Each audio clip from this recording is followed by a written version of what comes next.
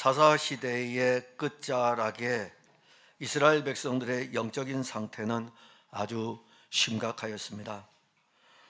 이스라엘 백성들을 이끌어야 할 영적인 지도자인 엘리는 영적으로 무기력한 상태에 빠졌습니다. 그래서 하나님께 제사를 드릴 때, 예배를 드릴 때에 형식적인 제사, 형식적인 예배를 드렸습니다. 오늘 이 말씀을 여러분들이 듣는데 혹시 우리 중에 이 예배가 형식적으로 드려지는 성도들이 있다면 여러분들이 바로 이 시대의 엘리가 되어 있는 것입니다. 그냥 이 자리에 앉아 있으면 우리는 예배는 목숨을 걸어야 된다 그러죠. 왜냐하면 이 예배가 은혜를 받을 수 있는 일주일의 하나의 통로입니다.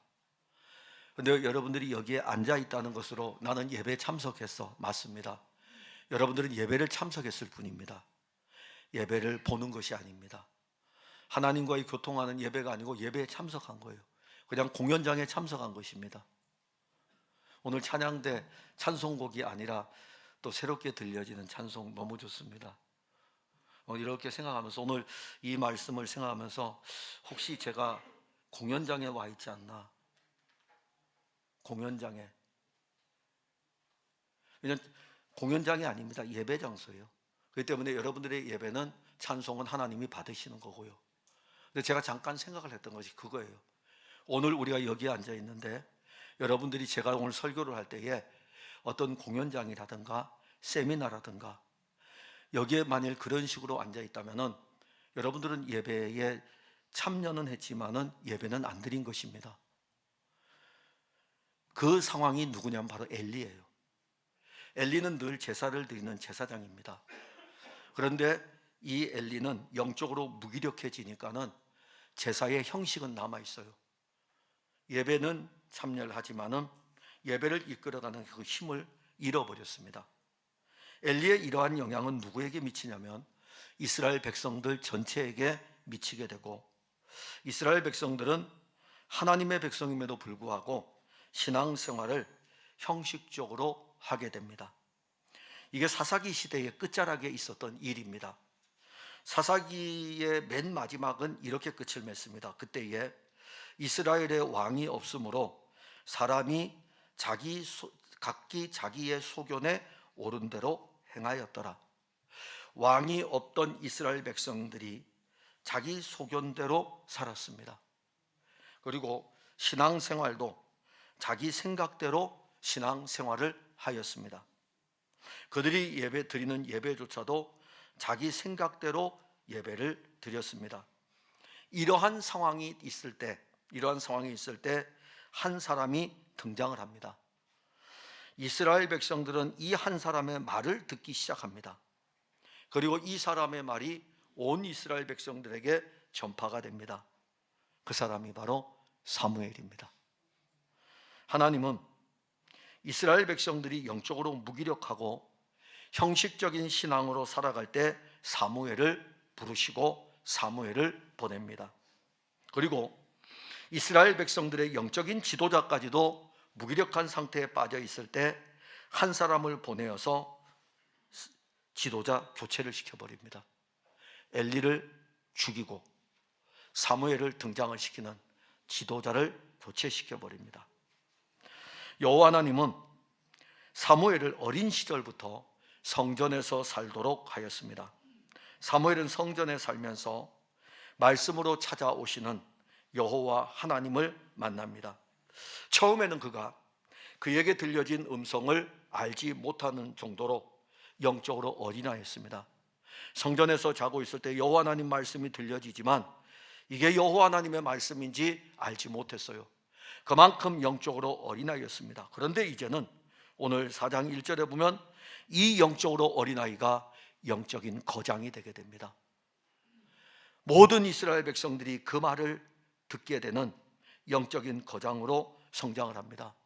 저는 우리 풍성한교회 모든 성도들이 여러분들로 인해 가지고 또 여러분들이 이 시대에 영적인 거장이 되었으면 합니다. 내 생각대로 신앙생활 하지 마셔요. 이것대로 하셔요. 이것대로. 그래서 우리도 회의를 할 때요, 노예에서 회의를 할 때 이게 있어요. 하도 사람들이 똑똑한 사람들이 많아가지고 이렇게 이야기하고 저렇게 하면 법이요 한다고요. 법이요 이렇게. 법이라는 것은 뭐냐면 우리가 세워놓은 장로교 헌법이 있잖아요. 그 법이요 하게 되면 그 법의 지배를 받아야 돼요. 관례도 소용없습니다. 법을 따라가야 돼요. 우리 그리스도인들은요, 성경이요, 하나님의 말씀이요, 내 생각과 달라도 말씀이요. 아니, 내 생각대로 성경을 이해하려면 성경을 왜 봅니까? 성경대로 신앙생활하는 거죠. 내가 이해할 수 없어도, 내 이성적으로 도저히 받아들일 수 없어도 말씀을 따라가는 게 바른 신앙인 것입니다. 저는 우리 풍성한 교회 성도들이 이 시대를 이끌어가는 영적인 거장이기를 바랍니다. 가정에서도 여러분들이 말씀으로 이끌어가고, 여러분들이 있는 직장에서도 주변에 있는 사람들이 야, 교회 생활은 이렇게 하는 것이고 이성적 사고로 얘기할 때 아니야, 말씀은 이런 거야 라고 하면서 알려줄 수 있는 영적인 거장. 지금 이 사무엘이 이제 영적인 거장이 됩니다. 사무엘의 입에서 선포되는 이 말씀을 이스라엘 백성들이 들었습니다. 그들이 이 말씀을 들을 때에 이스라엘 백성들이 살아났습니다. 근데 이 사무엘이 이렇게 활동을 할 때에 이제 활동을 하러 앞으로 나서지는 못하죠. 여호와의 말씀이 그에게 있는데 아직 엘리는 그 다음에 죽게 됩니다. 앞에 순서로 보게 되면 하나님이 사무엘을 부르시고 사무엘을 통해서 말씀이 선포되고 이 말씀을 이스라엘 백성들이 듣고 그 다음 장면에 홈리와 비느하스가 죽고 엘리가 죽고, 그렇다면 요 사이에 중첩되는 부분이 있습니다. 요 중첩되는 부분을 볼 때에는 아직도 여전히 이스라엘의 영적인 지도자는 엘리입니다. 그리고 엘리에게는 두 아들이 있었습니다. 이 가문이 이스라엘 백성들에게는 대단한 존재였습니다. 엘리의 두 아들이 블레셋이 쳐들어오니까, 에베네셀로 블레셋이 쳐들어오니까 군사들을 데리고 나아가서 블레셋과 전쟁을 합니다. 그 싸움은 이스라엘과 블레셋과의 싸움이지만 여호와 하나님은 그 싸움을 통해서 새로운 시대를 준비하고 있었습니다. 이 싸움을 통해 묵은 것들은 무너지고 새로운 시대가 펼쳐지는 것을 우리에게 보여줍니다. 오늘 그래서 여러분들이 이 말씀을 들으면서 이 사건의 전체적인 내용을 통해서 옛 신앙의 형식적인 종교가 무너지고 새로운 시대의 새 생명의 신앙이 우리에게서 시작되는 날이 오늘이었으면 합니다. 먼저 보면은 새로운 시대의 선포입니다. 1절에 보면 사무엘의 말이 온 이스라엘에 전파되니라. 이 사무엘의 말이 온 이스라엘에 전파됐다. 그게 무슨 뜻입니까? 그게 무슨 뜻입니까? 라고 우리가 물어본다면 그 앞에 사건을 보면 돼요. 사무엘상 3장 19절과 20절에 보면은요, 사무엘이 자라매 여호와께서 그와 함께 계셔서 그의 말이 하나도 땅에 떨어지지 않게 하시니 단에서부터 부엘세바까지의 온 이스라엘이 사무엘은 여호와의 선지자로 세우심을 입은 줄을 알았더라. 엘리의 시대가 가고 사무엘의 시대가 이제 시작되고 있다는 것을 보여줍니다. 사무엘은 누구입니까? 그의 어머니가 한나입니다. 한나가 아이를 낳지 못하는 그 고통 속에서 실질적으로 분인나로부터 많은 박해를 받았습니다. 성전에 올라와서 하나님께 기도하던 이 한나가 하나님으로부터 아이를 얻는 선물을 갖게 됩니다. 이 사무엘이 바로 한나의 기도로 얻은 아들입니다. 근데 이 한나는 기도하면서 이 아이를 내가 하나님께 드리겠다고 했고, 아이가 젖을 그때에 한나는 그 기도를 따라서 이 아이를 하나님께 드렸습니다. 자, 하나님께 드려진 이 아이는 이제 성전에서 생활합니다. 엘리 제사장 밑에서 엘리 대제사장의 지도를 받으면서 성전에서 살게 됩니다. 이것이 우리 하나님 여호와께서 사사시대를 끝내고 새로운 시대를 열어가는 시작인 것을 누가 알았겠습니까? 우리야 지나간 과거의 사건이니까는 아, 이게 새로운 시대를 여는구나라고 이야기하지만 그 시대에 살던 사람 중에 누가 이 사무엘이 태어난 것을 보고 어린 사무엘이 하나님께 드려지고 이 어린 사무엘이 성전에서 엘리 곁에서 수종을 들고 있을 때에 이 사람이 옛 시대를 깨뜨리고 새로운 시대를 열 줄 누가 알았겠습니까? 한나가 사무엘을 엘리 제사장에게 맡김으로 사무엘은요, 성전 중심이, 그의 삶 자체가 성전이 중심이었습니다. 성전이라는 이 자체는 하나님이 계신 곳이고 이 성전이 그의 삶의 중심이었습니다. 어린 시절 사무엘은 성전에서 하나님의 음성도 들었고, 그리고 이제 그가 그 음성을 들을 때에는, 어린 시절에 그가 들었던 그 음성은 사무엘로서는 감당할 수 없는 음성이었어요. 여호와 하나님이 앞으로 어떻게 하실 것에 대해서 어린 사무엘에게 이야기했다고요. 사무엘을 통해서 새로운 시대를 열어줄 것을 사무엘이 어른이 되었을 때 알려준 것이 아니라 이제 막 어린아이였을 적에 그때 여호와 하나님의 말씀이 들려줬어요. 사무엘상 3장 11절부터 14절 긴 내용이지만 이 말씀에 보면 여호와께서 사무엘에게 이르시되 보라, 내가 이스라엘 중에 한 일을 행하리니 그것을 듣는 자마다 두 귀가 울리리라. 내가 엘리의 집에 대하여 말한 것을 처음부터 끝까지 그날에 그에게 다 이루리라. 내가 그의 집을 영원토록 심판하겠다고 그에게 말한 것은 그가 아는 죄악 때문이니 이는 그가 자기의 아들들이 저주를 자청하되 금하지 아니하였음이니라. 그러므로 내가 엘리의 집에 대하여 맹세하기를 엘리의 집의 죄악은 제물로나 예물로나 영원히 속죄함을 받지 못하리라 하였노라. 아이 사무엘이 이 음성을 들은 거예요. 아이 사무엘이 자라면서 이 음성을 듣고 자라게 됩니다. 그리고 자라는 과정 속에서 여호와 하나님은 이 아이 사무엘과 함께합니다. 그래서 사무엘의 입에서 나가는 이 모든 말들은 그대로 이루어집니다. 단에서부터 브엘세바까지, 단은 북쪽입니다. 이스라엘의 제일 북쪽이 단이고 이스라엘의 제일 남쪽이 브엘세바입니다. 그러니까 북쪽부터, 저 위에 쪽부터 이 가장 아래쪽까지, 단에서부터 브엘세바까지 모든 이스라엘 백성들은 여호와 하나님의 선지자로 사무엘이 세움을 입었다는 것을 알게 됩니다. 여호와 하나님의 말씀이 실로에서 사무엘에게 나타났습니다. 그 말씀은 사무엘에게 여호와 하나님 자신을 나타내는 말씀이었습니다. 그리고 여호와 하나님은, 사무엘은 여호와 하나님이 자기에게 한 이 말씀을 이스라엘 백성들에게 전파하였습니다.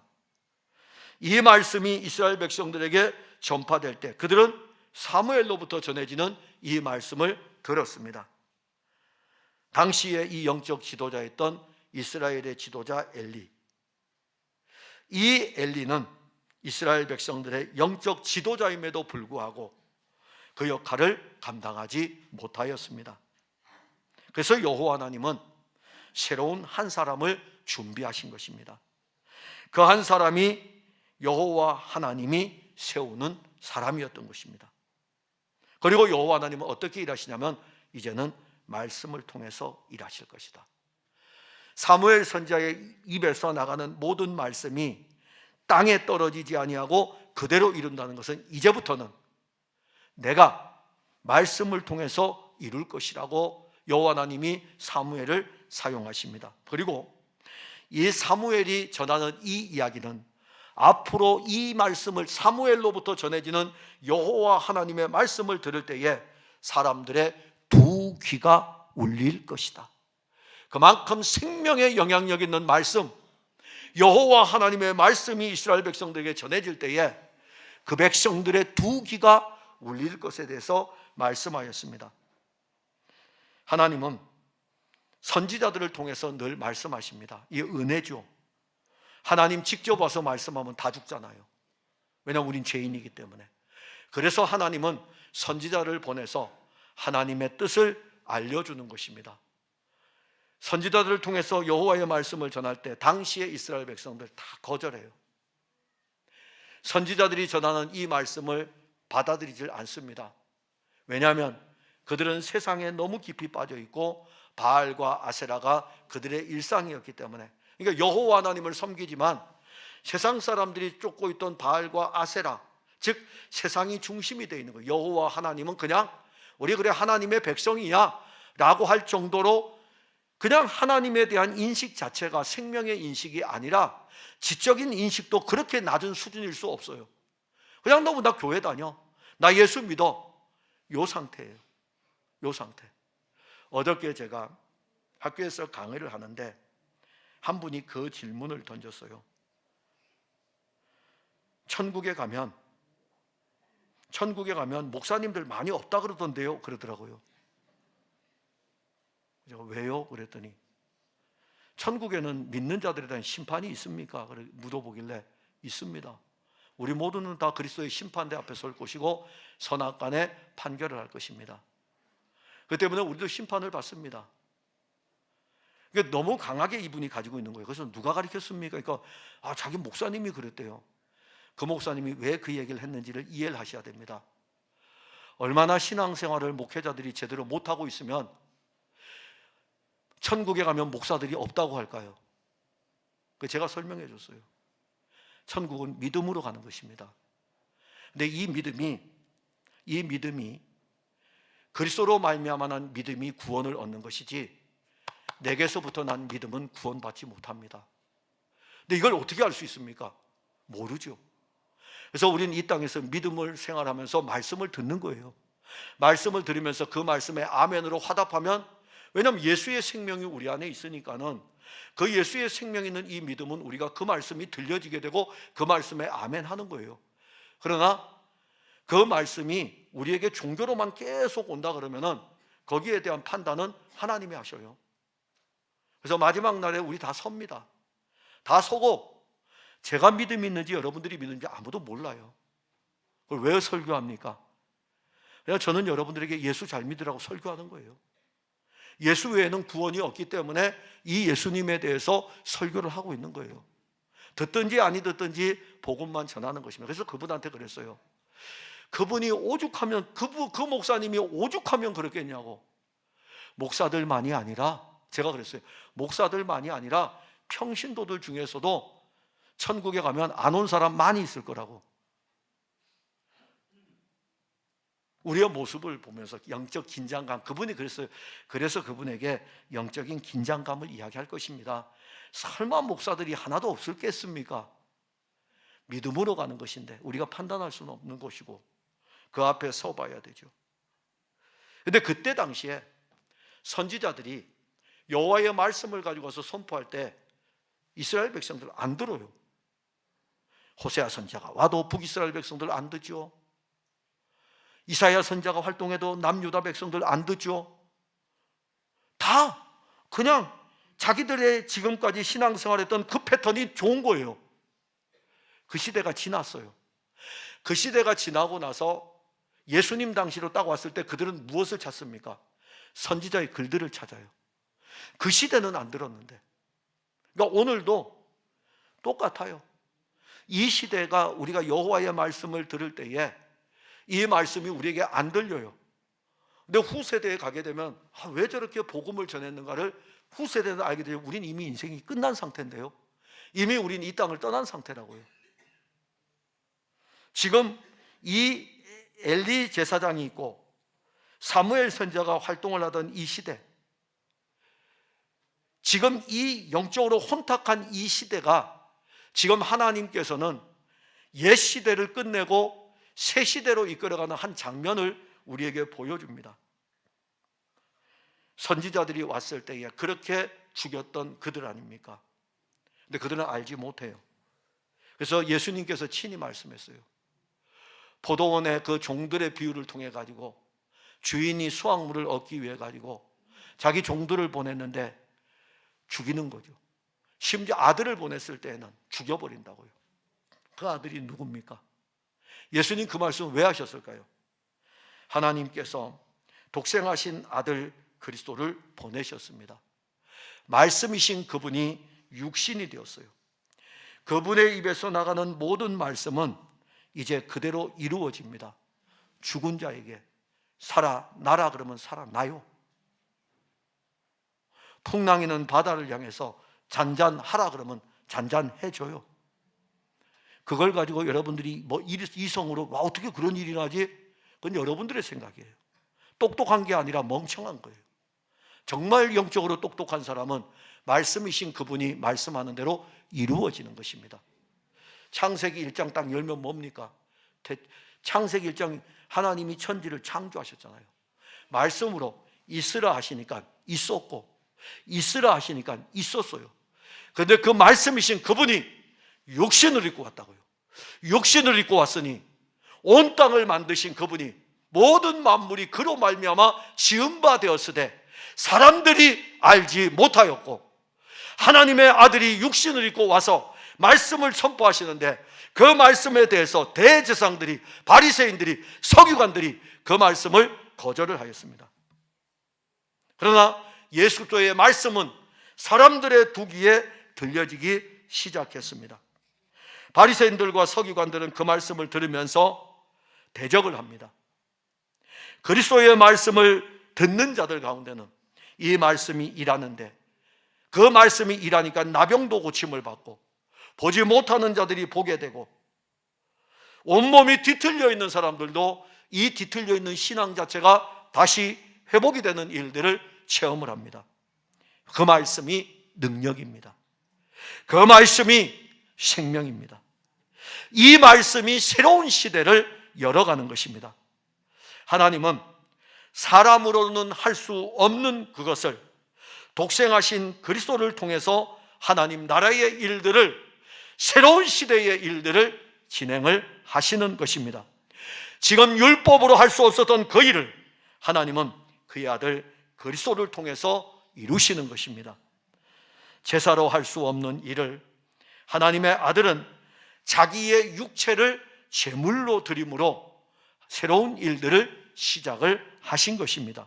이제는 그리스도 예수 안에서 우리에게 영적으로 새로운 시대가 열려졌습니다. 누구든지 예수 그리스도의 말씀을 듣는 자들은 생명의 울림이 일어납니다. 근데 또 하나 있어요. 반감도 일어납니다. 바리새인들과 서기관들은 반감이 일어났어요. 그 사람들에게 이 울림은 설교에 대한 반감이었어요. 그러나 병든 자들에게는 이 말씀이 생명의 능력으로 새로운 시대가 열려졌습니다. 율법으로 고칠 수 없는 그것을 예수님 말씀으로 그들을 고치게 되고, 이 고칠 때에 신앙적으로 똑똑하다고 하고 잘 믿는다고 생각하는 바리새인들과 서기관들은 반감이 일어나가지고 예수 그리스도를 대적하게 됩니다. 혹시 여러분들에게 반감이 일어납니까? 아주 잘하는 일입니다. 반감이 일어나는 것은 당연한 거예요. 왜냐하면 여전히 바리새인으로 신앙생활하니까, 서기관으로 신앙생활하니까, 내가 똑똑하니까, 내 신앙이 전부이니까. 내 신앙이 전부가 아니라 주님의 말씀이 전부입니다. 그분의 말씀이 우리를 고치는 거예요. 이게 바로 새 시대입니다. 옛사람을 우리가 끝낼 수가 없어요. 누가 끝내겠습니까? 내가 옳은데요. 사사시대를 누가 끝내겠습니까? 전부 다 자기 소견에 옳은 대로 신앙생활하고 있는데, 우리 목회자들 모이면은요, 너무 똑똑해서 탈이에요. 다 똑똑해요. 감리교 목회자들 똑똑해요. 성결교 목회자들 똑똑해요. 오순절 목회자들 똑똑해요. 장로교 목회자들 똑똑해요. 너무 똑똑합니다. 아무도 살릴 수가 없어요. 예수님만이 살립니다. 감리교, 장로교, 성결교 어떤 교단의 목회자를 있어도 그 목회자가 예수님 만나지 않으면 살 수가 없습니다. 하물며 성도들은 오죽하겠습니까? 새로운 시대가 우리에게 열려진다는 이 자체가 축복 아닙니까? 사무엘과 비교할 수 없는 말씀이 육신이 되신 그리스도가 그 생명으로 우리에게 새로운 시대를 이제 열어가십니다. 이걸 왜 열어야 되는지 아십니까? 오늘 성경에 옛 종교의 본성이 영적 힘이 없어서 그래요. 3절에 보면요, 백성이 진영으로 돌아오매 이스라엘 장로들이 이르되 여호와께서 어찌하여 우리에게 오늘 블레셋 사람들 앞에 패하게 하셨는고, 여호와의 언약궤를 실로에서 우리에게로 가져다가 우리 중에 있게 하여 그것으로 우리 원수들의 손에서 구원하게 하자 하니, 사사시대 말기에 블레셋이 침략했습니다. 이스라엘이 에벤에셀 곁에 진을 쳤어요. 에벤에셀 곁에 진을 쳤습니다. 이건 언젠가는 제가 한번 설교할 거예요. 여기 진 친 게 중요한 거예요. 에벤에셀 곁에 진을 쳤다 이겁니다. 도움의 돌. 도움의 돌. 이 전쟁 하나님 도와주실 거예요. 그런데 이거 못 보고 있는 거예요. 지금 영적으로 이걸 못 보고 있는 것입니다. 에벤에셀 곁에 진을 치고 블레셋과 싸웁니다. 그날 그 전쟁에서 이스라엘 군사 4,000명이 전사했습니다. 이스라엘의 패배였습니다. 이스라엘 백성들이 전쟁에서 패배한 상태로 이제 돌아옵니다. 돌아오니까 백성의 장로들이 이스라엘 백성들에게 이렇게 이야기하죠. 여호와 하나님이 어찌하여 우리를 블레셋에 패하게 하였는가? 그러면서 장로들은 이스라엘 백성들에게 실로에 있는 언약궤를 가져와서 블레셋 사람들의 손에서 우리를 구원하여 달라고 요청해야 하지 않겠느냐라고 백성들에게 이야기하는 거예요. 그러니까는 장로들이 어떤 생각을 갖고 있냐면은, 맞아, 이번 전쟁에 언약궤가 없기 때문에 우리가 진 거네. 백성들이 전쟁에서 지고 왔으니까는 던진 질문이에요. 그러니까 장로들과 백성들이 맞다 이겁니다. 그래서 장로들과 이스라엘 백성들은 하나님의 언약궤를 가져오려고 하죠. 이들은요, 하나님의 언약궤를 자기들의 인생에서 어려운 일을 만나면 그 문제를 해결해 주는 만능 부적처럼 여기는 겁니다. 이번 블레셋과의 첫 번째 전투에서 4,000명의 군사를 잃었는데, 하나님의 언약궤만 있다면 블레셋과의 싸움에서 이길 것이라고 생각을 합니다. 누구도 그 전쟁이 벌어졌던 그 장소 에벤에셀을 장로들도 못 보고 있고, 장로들도 못 보고 있고, 이스라엘 백성들도 못 보고 있어요. 거기서 누구 한 사람이라도 에벤에셀, 하나님이 우리를 도와주실 것입니다, 그 고백하는 사람이 한 사람도 없었다고요. 그 고백하는 사람들이 풍성한 교회, 하나님이 도와주십니다, 이 고백하는 사람들이 있어야 되죠. 우린 신앙생활하면서 교회들이 어려움을 당하는 그 교회들을 다녀본 적 있지 않습니까? 그때 우리는 이렇게 이야기하죠. 야, 우리가 뭐 때문에 안 되고 뭐 때문에 안 되고 뭐 때문에 안 되고 그런 이야기를 하는데, 여호와께서 우리를 도와주십니다. 그 한 사람이요. 지금 여기 이스라엘 백성들의 군사들하고 그리고 이 장로들하고 에벤에셀 곁에 진을 쳤지만은 에벤에셀에 도움이 되시는 여호와 하나님을 누구도 보지 못하고 저 멀리 실로에 있는 하나님의 언약궤만 가져오면 이길 수 있다고 생각을 하는 거예요. 그래서 장로들이 백성들, 왜 우리가 전쟁에 졌냐?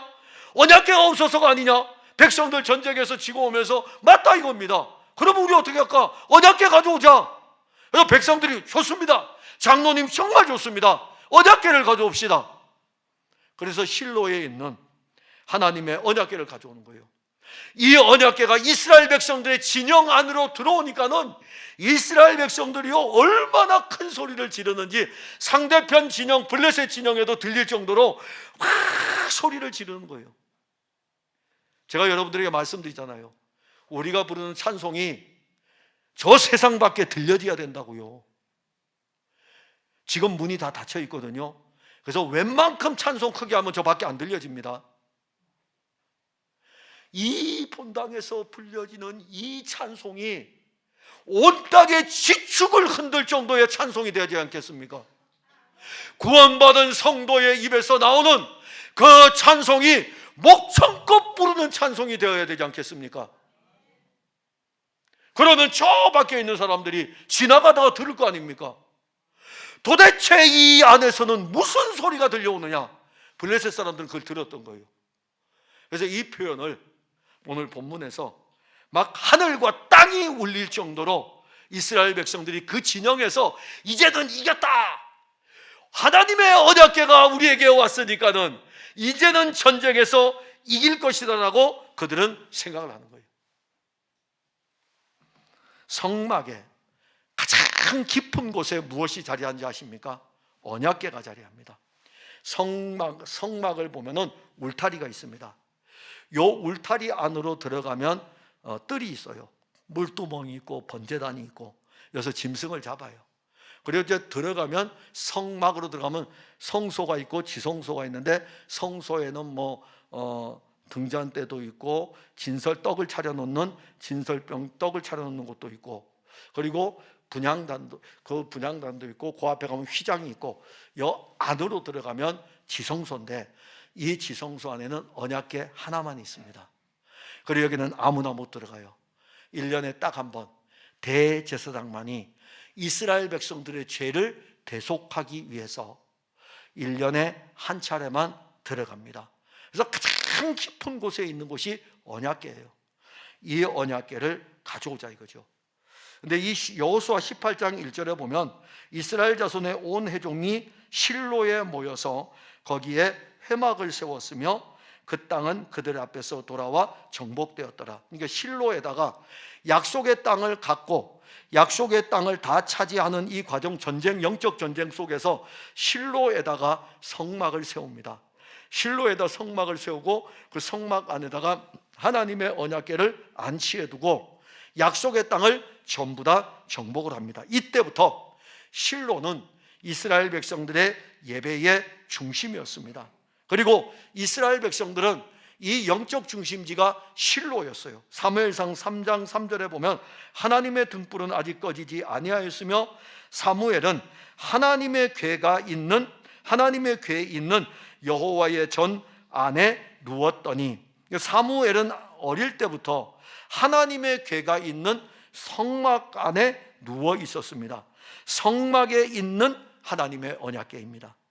이스라엘 백성들이 성막을 지었을 때 그 성막이 다 지어졌어요. 거기에 하나님의 언약궤가 딱 주어지는 순간, 출애굽기에 보면은 여호와의 영광이 거기에 충만하게 되는데 여호와께서 거기 계시다는 것입니다. 성막에 언약궤가 들어가고 이 성막이 완전히 완성이 되었을 때 여호와의 영광이 거기에 가득하였습니다. 성막 안에 있는 이 언약궤인데, 블레셋과 전투가 벌어지는 이 에벤에셀로 그들이 언약궤를 실로에서 가져온 거예요. 영적으로 수준 이하죠. 영적으로 수준 이하예요. 누가? 장로들이. 우리 교회가 아니고 그때 당시에 전쟁에서 패한 온 사람에게 자기들이 적어도 백성의 지도자인 장로라면은 왜 전쟁에서 졌는지 에벤에셀을 봐야 되는데, 여호와의 도우심이 우리 편이다라는 것을 봐야 되는데, 그들은 언약궤가 실로에 있기 때문에, 그러니까는 전쟁하는 장소로 가져와야 되는 게 옳지 않겠느냐 하니까 백성들이 맞다 이겁니다. 언약궤가 있어야 된다 이거죠. 그래서 이 언약궤를 가져오는 것입니다. 아마도 그들은 여호와의 언약궤가 있으면 이길 것이라고 생각했고, 이 언약궤가 그들의 진영으로 들어올 때에 이제는 이겼다, 이제는 이 전쟁에서 이겼다고 생각했을 것입니다. 하나님은 당신의 이 언약궤를 두시면서 이 언약에 대한 부분을 말씀을 하십니다. 이 언약궤는 사실 한 분을 가리키셔요.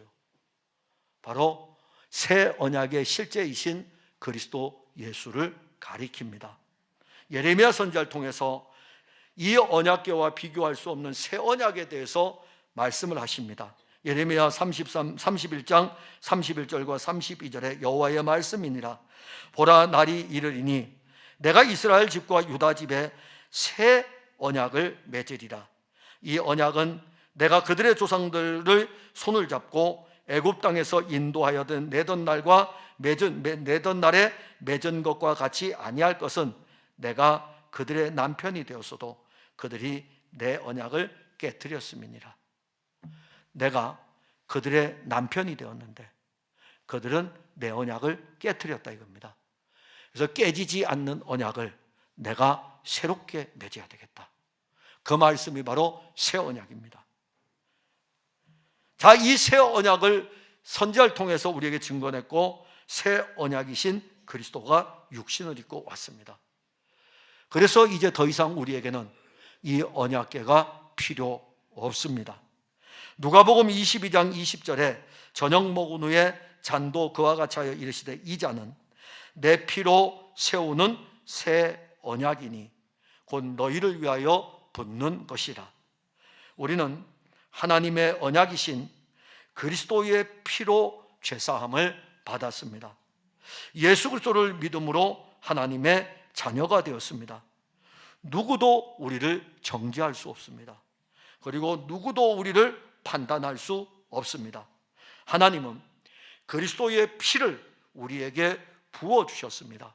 그 피는 하나님과 우리 사이에 새로운 언약의 관계를 맺어준 것입니다. 그리고 우리는 예수 그리스도의 피로 하나님의 언약의 백성이 되었습니다.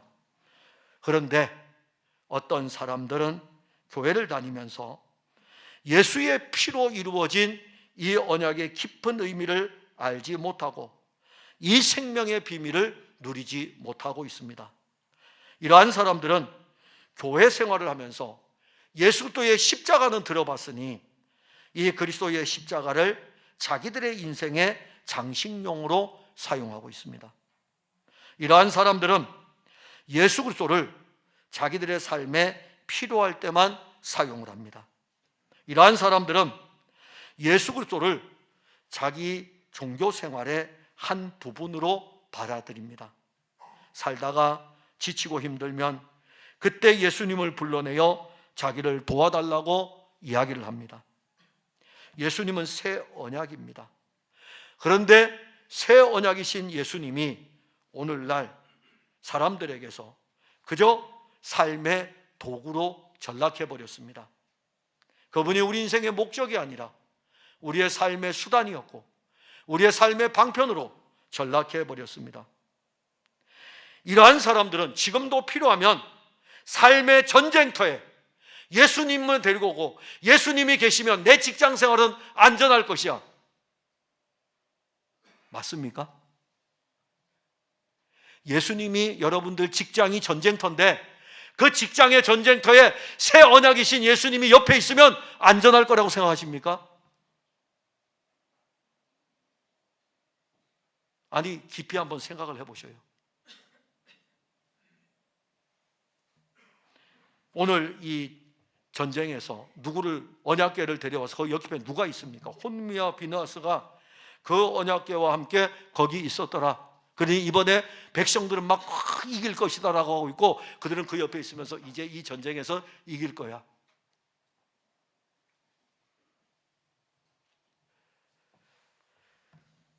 사람들은요, 예수님을 내 인생의 삶의 전쟁터에 곁에 두면서 나는 대단한 신앙인이야. 사람들에게 와, 저 집사님은 정말 대단해. 직장이라는 전쟁터에서 예수 그리스도를 옆에 두고 계셔.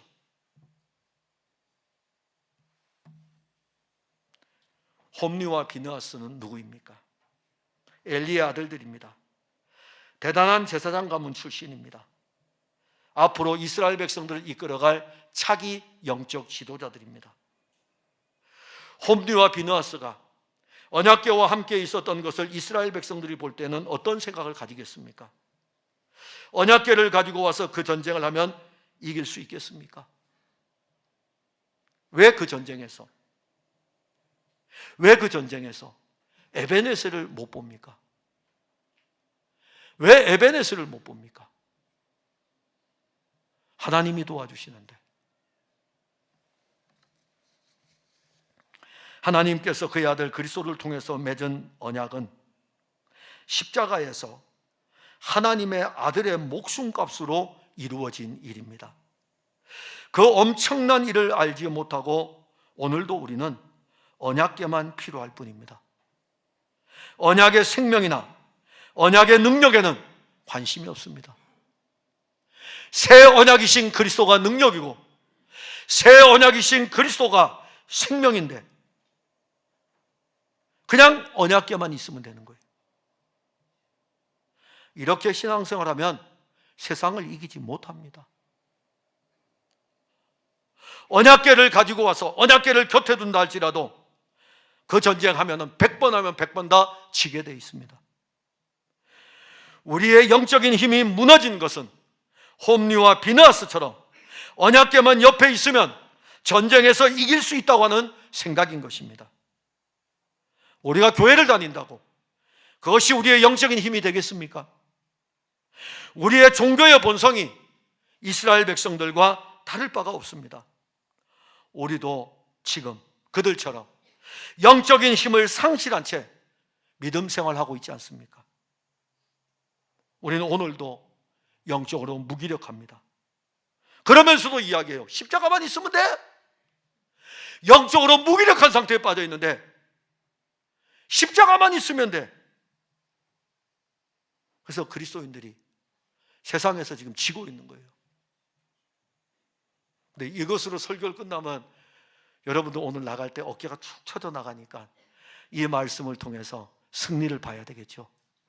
그게 오늘 우리가 보려고 하는 말씀 아닙니까? 새로운 시대에는, 새로운 시대에 선포되는 말씀은 능력입니다.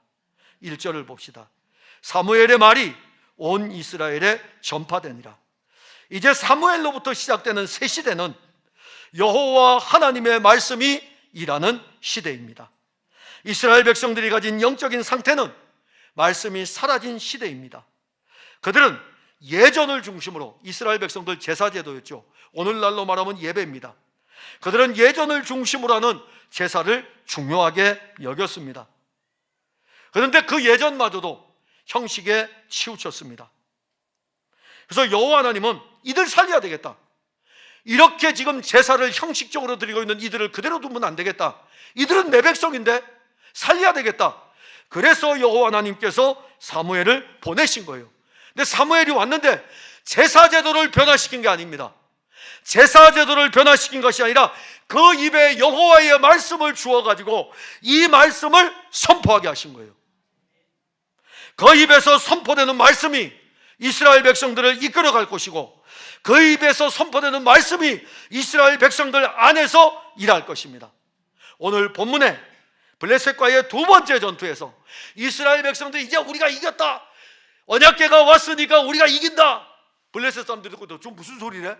갑자기 이스라엘 백성들이 왜 저리 사기 충천해가지고 저렇게 소리를 지른데 4,000명이나 우리가 죽였는데? 그러니까 그들이 이야기해요. 저기에 지금 하나님의 언약궤가 들어왔다고. 오히려 불신자를 보세요.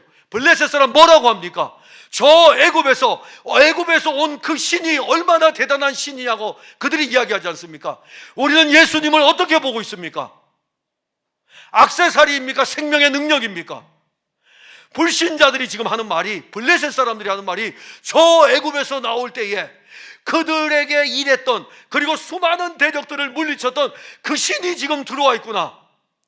블레셋 사람들이요, 그러면 안 되지, 저 신을 몰아내야 된다, 이렇게 일어나는 거예요. 그래서 2차 전쟁이 벌어져요. 블레셋 사람들하고 2차 전쟁이 벌어집니다. 자, 2차 전쟁이 벌어지는데 홈리와 비느하스가 2차 전쟁에서 죽습니다. 이 소식이 실로에 있는 엘리에게 전해집니다. 엘리가 의자에 앉아 있다가 이 이야기를 듣고 뒤로 넘어져서 또 죽습니다. 하나님의 언약궤, 야, 이 대단한 언약궤인데 이것을 블레셋이 빼앗아서 다곤 신당으로 가져갑니다. 그런데 이 신당의 언약궤를 가져갔더니 온갖 재앙이 다 내리니까 이거 안 되겠다, 돌려보내야 되겠다. 그래서 이 하나님의 언약궤를 이스라엘 땅에 돌려보내고 기럇 여아림에 이스라엘 백성들은 두게 됩니다.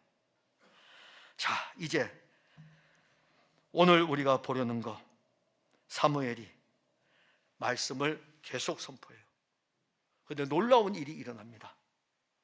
이 말씀이 그들 안에 일하면서 예전으로는 할 수 없었던, 제사로는 할 수 없었던 새로운 시대를 보여주는데 이스라엘 백성들이 여호와 하나님의 말씀을 듣고 우상을 버리고 하나님께로 돌아오는 일이 일어납니다.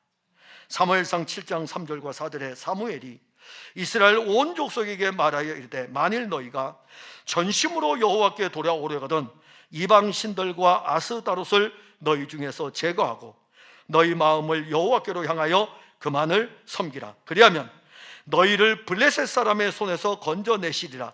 이에 이스라엘 자손이 바알들과 아스다롯을 제거하고 여호와만 섬기니라. 사무엘 선지자는 다시 이스라엘 백성들을 불러 모았어요. 미스바에 불러 모았어요. 그리고 회개 운동을 선포합니다. 이스라엘 백성들은 사무엘이 선포하는 그 말씀을 따라 미스바에서 회개 운동에 참여를 합니다. 사무엘상 7장 5절과 6절에 사무엘이 이르되 온 이스라엘은 미스바로 모이라.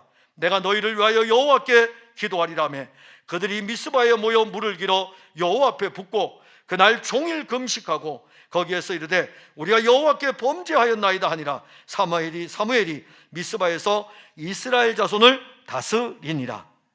사무엘 선지자의 입에서 나가는 이 말씀을 듣고 우상을 버리고 사무엘 선지자의 이 말씀을 듣고 미스바에 모여서 그들이 하나님 앞에 회개 운동을 벌이기 시작하는데 말씀이 그들 안에서 일하고 있는 것입니다.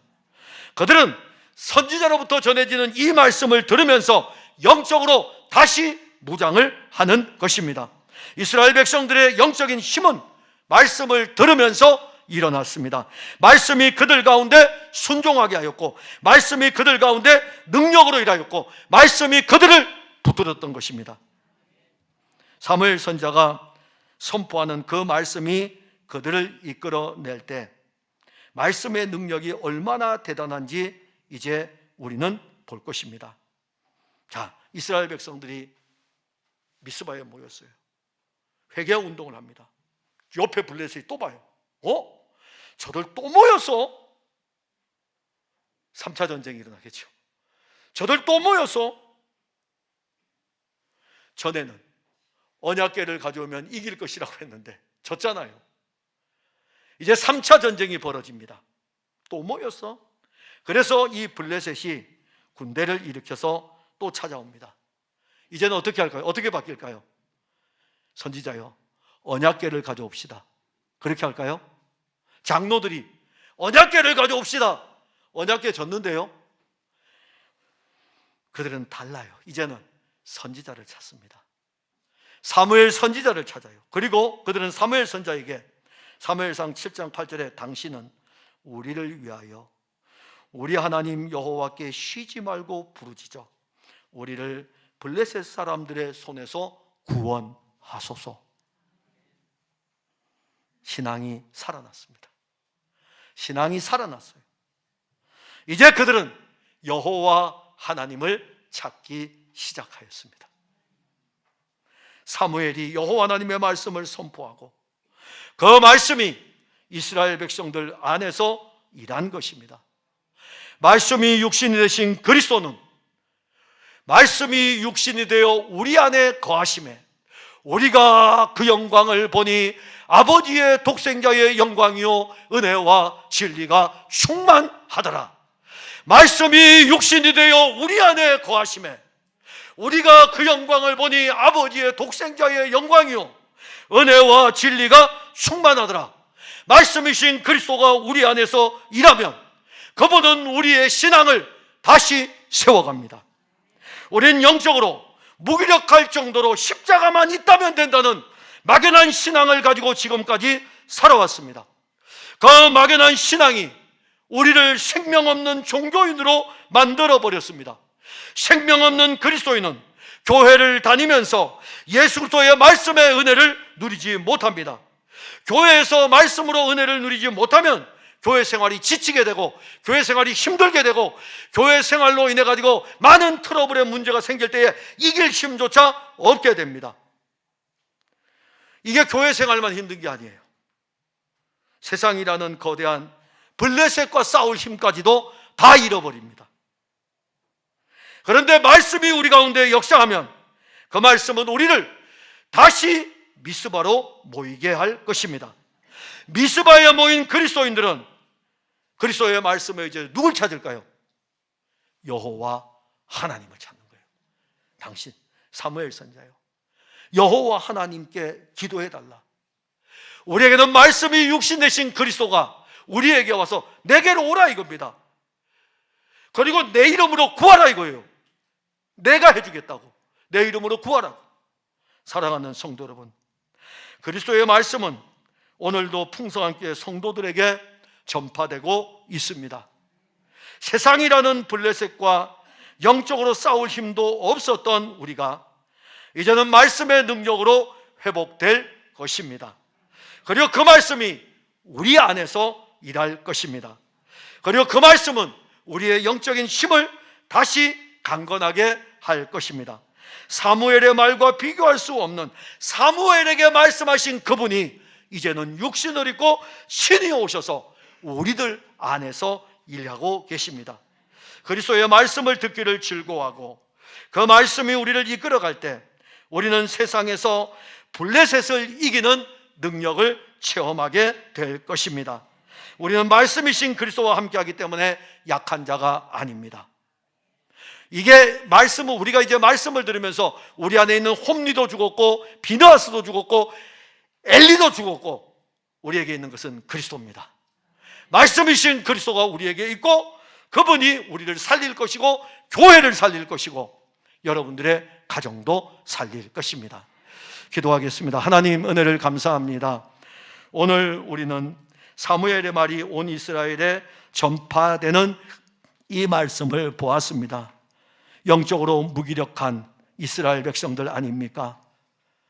홈리와 비느하스, 백성의 장로들, 심지어 백성을 이끌어갈 영적인 지도자 엘리까지도 모두가 다 형식적인 예전에 치우쳐 있고 언약궤의 진정한 의미도 알지 못하면서 그저 우리는 하나님의 백성이요 아브라함의 자손이라는 이런 전통, 여기에 함몰되어져 있었습니다. 그런데 블레셋과 싸울 때에 에베네셀 곁에 진을 쳤음에도 불구하고 이들 중 누구도 하나님의 도움을 구하는 자가 없었습니다. 그런데 이제 한 사람을 통해서 새로운 일을 진행하셨습니다. 이제 우리에게도 사무엘과 비교할 수 없는 그리스도가 우리에게 왔고 그리스도가 우리 안에서 우리 편이 되어주셔서 우리와 함께 이 영적 싸움을 하고 있습니다. 사랑하는 성도들이 가졌던 홈리와 비느하스와 엘리는 저들 안에서 죽고 예수 그리스도만이 저들 안에서 살아있어 그리스도의 말씀이 저들을 능력 있게 하시고 힘 있게 하시고 그 말씀으로 블레셋이라는 세상을 이기는 자들이 되게 하옵소서. 예수님 이름으로 기도하옵나이다. 아멘.